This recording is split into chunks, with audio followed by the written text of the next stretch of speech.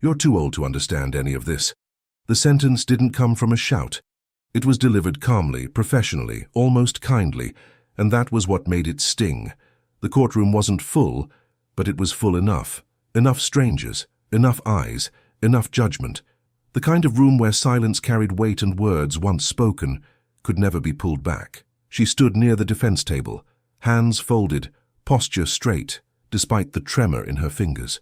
Her hair was neatly pinned back, silver threaded with care, her coat old but clean. She looked exactly like what they wanted her to look like, harmless, confused, out of place. The man who spoke was her son. He didn't look at her when he said it. He faced the judge instead, voice smooth, rehearsed, confident. The kind of voice that had practiced this speech in front of a mirror. "Your Honor," he continued, "with all due respect, my mother doesn't fully grasp the complexity of these documents. She's emotional. It's been a difficult year. We're just trying to help her through this process." Help her. A few people nodded. The court clerk glanced at her, then quickly away. Someone behind her shifted in their seat. It was already happening. The quiet agreement, the unspoken consensus forming in the room. Old woman, legal paperwork, family dispute, case closed, in everyone's mind. She said nothing, not when her daughter-in-law sighed dramatically, not when her son's attorney slid a folder across the table as if it were a formality, not when the word capacity was used, delicately, politely, like a knife wrapped in velvet.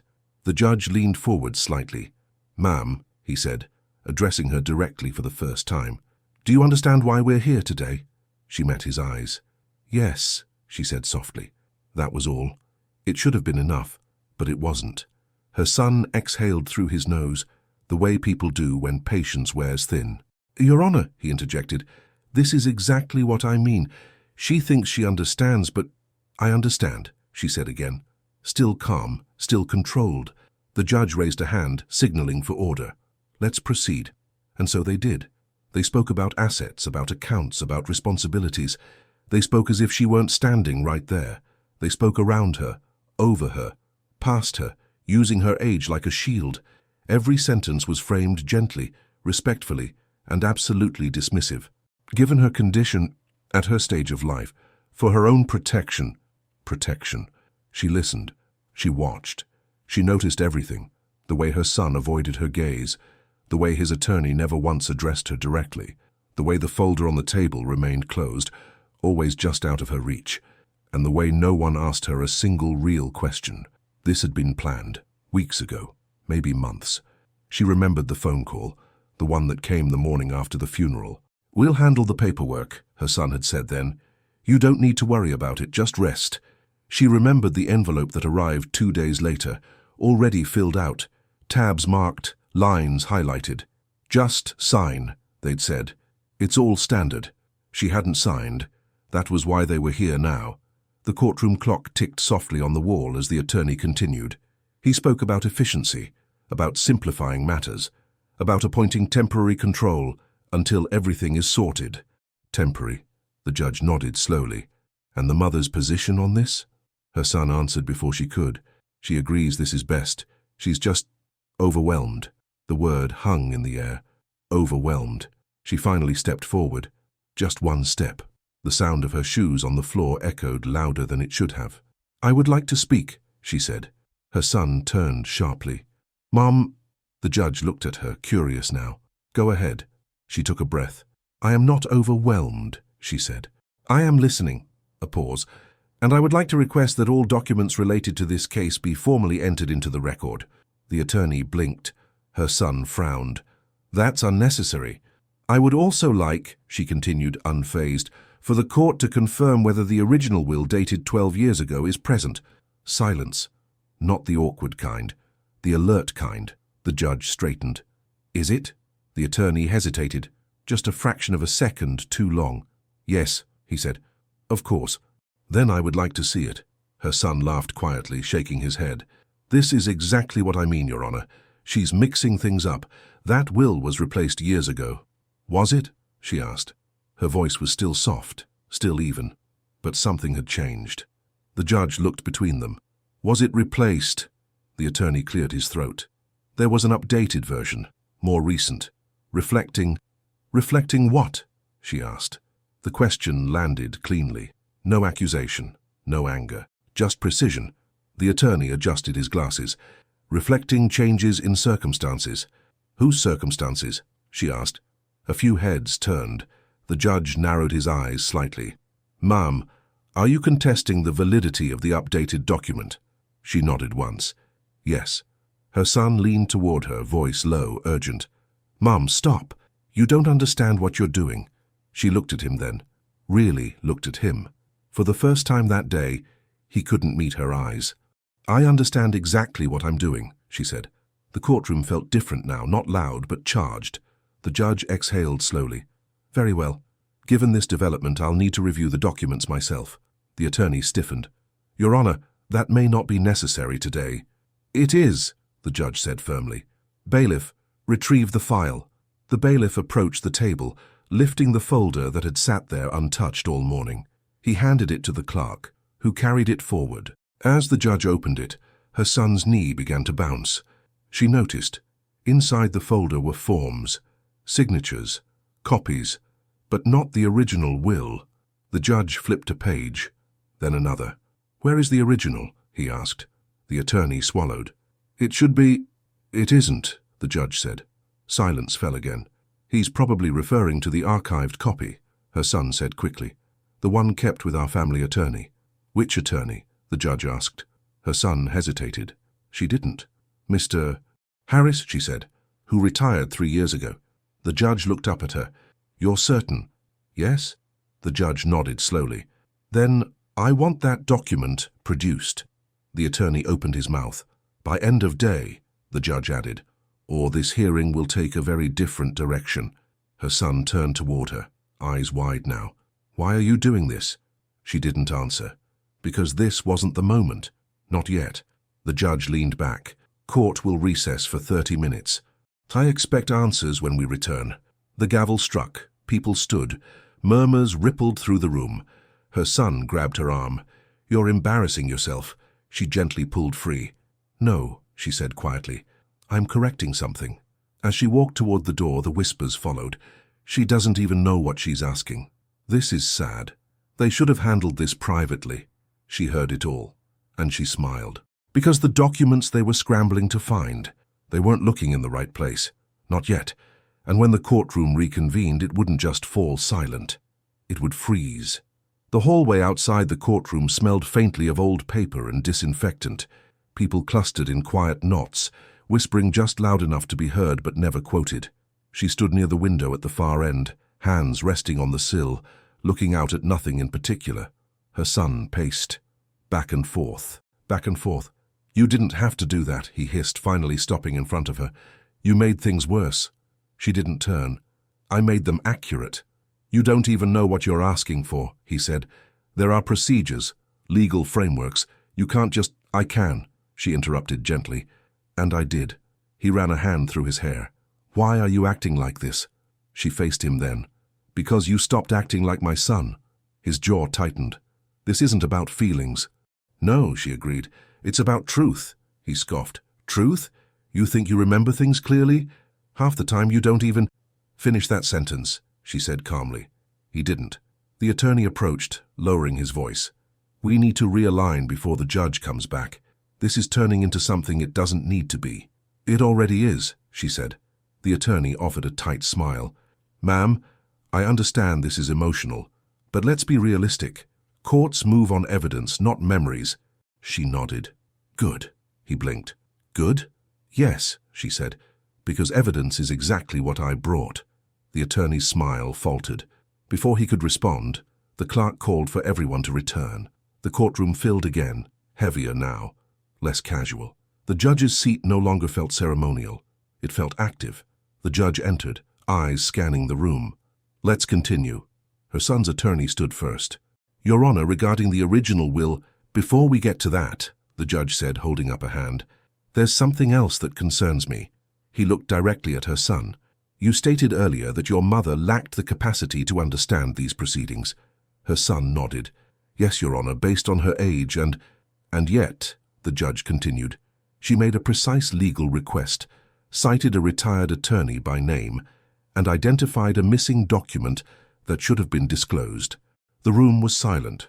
That suggests clarity, the judge said. Not confusion. Her son shifted. She's always been articulate.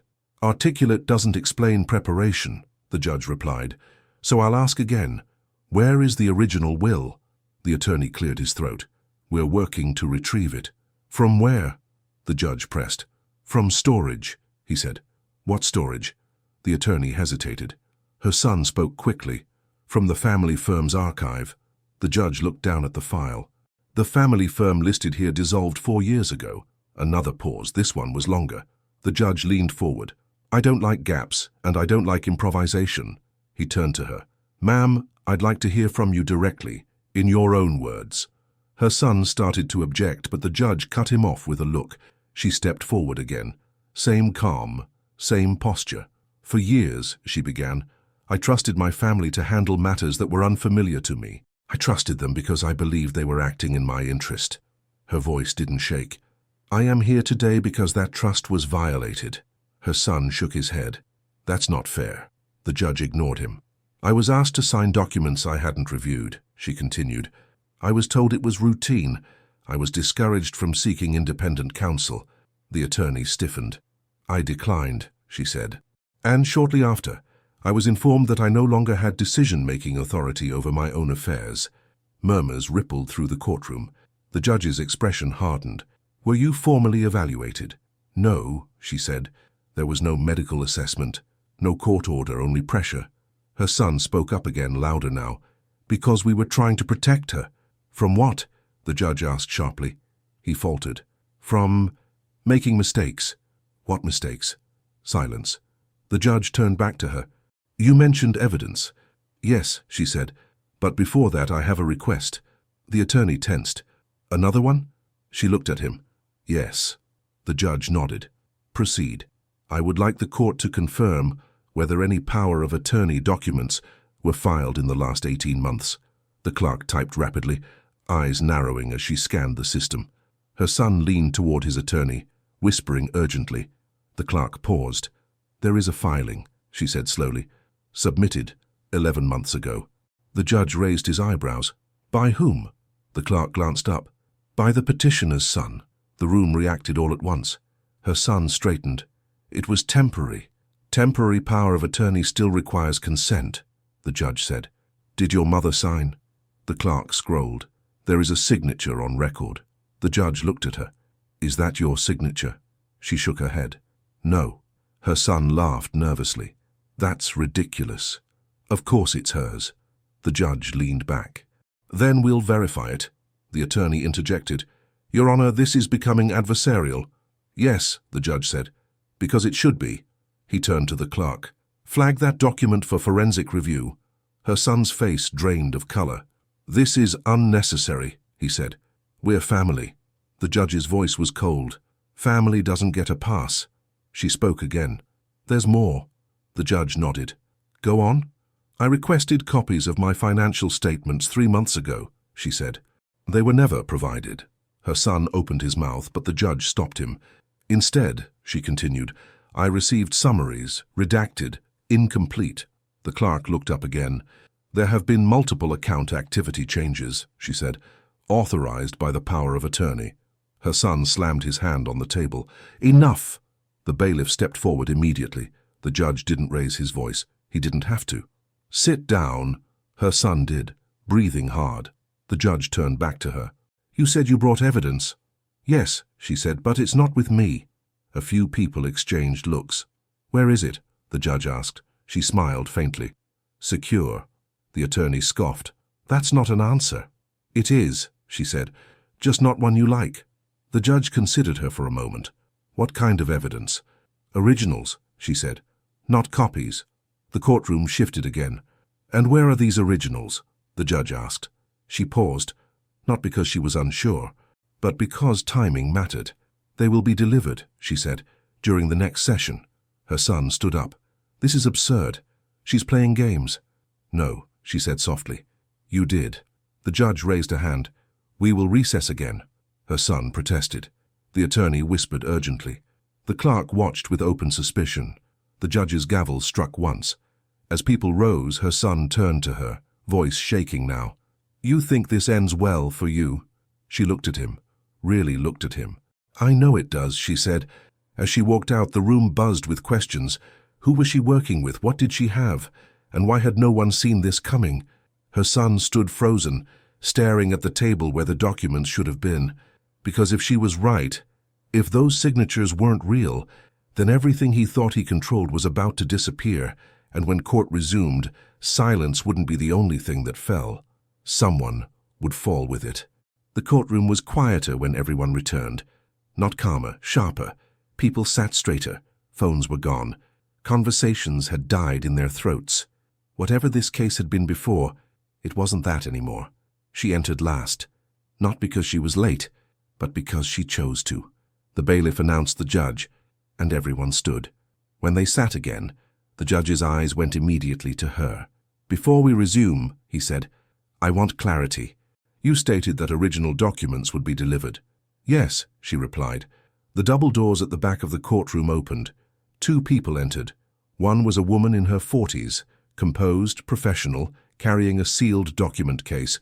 The other was a man in a dark suit with a state insignia pinned discreetly to his lapel. The room stirred. The judge leaned forward. "And they are?" The woman spoke first. "Your Honor, my name is Eleanor Grant. I am a certified probate auditor for the state." Her son's attorney stiffened. The man beside her added, "I'm Daniel Moore, Office of the Attorney General." The room froze. Her son's chair scraped loudly as he shifted. The judge's tone changed instantly. "Proceed." Eleanor Grant crossed the room and placed the document case on the clerk's desk. She broke the seal carefully. "Inside," she said, "are the original will, notarized affidavits, and a certified audit trail of asset transfers, conducted under the power of attorney filed in this case." Her son stood up. "This is outrageous. You can't just—" "Sit," the judge ordered. Her son sat. Barely. Eleanor continued. "The original will was never replaced. No amendment was legally executed." The attorney's face went pale. "The document presented by the petitioner," Eleanor said, holding up a page, "is a draft. It was never filed, never notarized, and never approved." A ripple ran through the courtroom. "And the signature?" the judge asked. Eleanor didn't hesitate. "Forged." Her son's breath caught audibly. Daniel Moore stepped forward. "Additionally, our office has reviewed the temporary power of attorney." The judge nodded. "And?" "It was obtained through misrepresentation," Daniel said, "and used to authorize multiple transfers totaling over $4 million. Gasps broke out. The judge struck the gavel once. "Order." Her son's attorney whispered urgently to him, but he stared straight ahead, jaw clenched, eyes glassy. The judge turned to her, for the first time, not as a courtesy, but as recognition. "Ma'am," he said, "you coordinated this audit." "Yes." "When?" "6 months ago." The courtroom murmured again. The judge raised an eyebrow. "Before this hearing was scheduled." "Yes." Her son laughed weakly. "That's impossible." She looked at him. "It wasn't," she said. "You just never thought I could." The judge turned back to Eleanor. "Continue." Eleanor slid another document forward. "These are bank records. The transfers were structured to avoid immediate detection," Daniel added, "which suggests intent." The word landed like a verdict. Her son stood again, voice cracking. "She doesn't even understand." The judge cut him off sharply. "Enough." He turned to her. "One question remains." "Yes?" "Why wait?" She took a breath. "Because I wanted the truth on record," she said. "Not hidden, not settled quietly." She paused. "And because I wanted everyone here to hear what you just heard." Silence. The judge nodded slowly. "Court will proceed." Her son slumped back in his chair, because now there was nowhere left to hide. The judge didn't call a recess he didn't need to. The courtroom had already crossed the point of no return. He looked down at the document spread before him, then back at her son, whose confidence had collapsed into something small and desperate. "Mr. Harris," the judge said, voice steady, "you claimed your mother was incapable of understanding financial matters."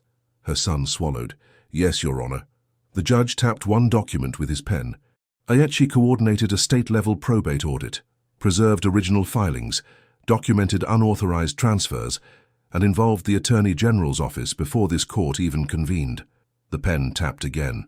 That doesn't suggest confusion. Silence pressed in from every corner of the room. The judge turned to her.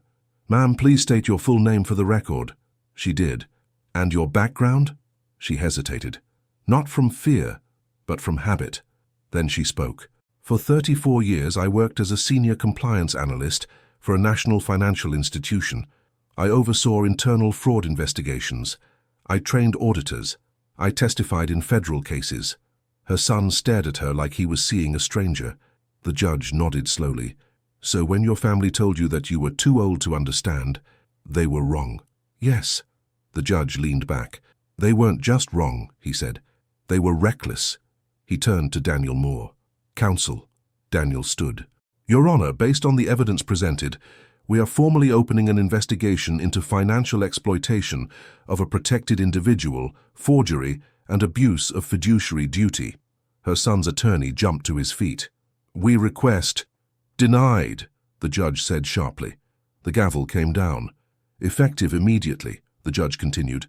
"The temporary power of attorney is revoked. All asset transfers are frozen pending recovery proceedings." Her son shook his head, whispering, "Mom, please." She didn't look at him. The judge wasn't finished. "This court will also refer the matter to criminal review," he said, "and I am ordering restitution proceedings to begin within 30 days. The room erupted, voices overlapping, reporters rushing out, phones raised. The judge struck the gavel again. "Order." Then he looked at her. "Ma'am," he said, softer now, "this court recognizes your restraint. You could have ended this quietly." She nodded. "I know." "Why didn't you?" She answered without raising her voice. "Because silence doesn't mean weakness," she said. "It means timing."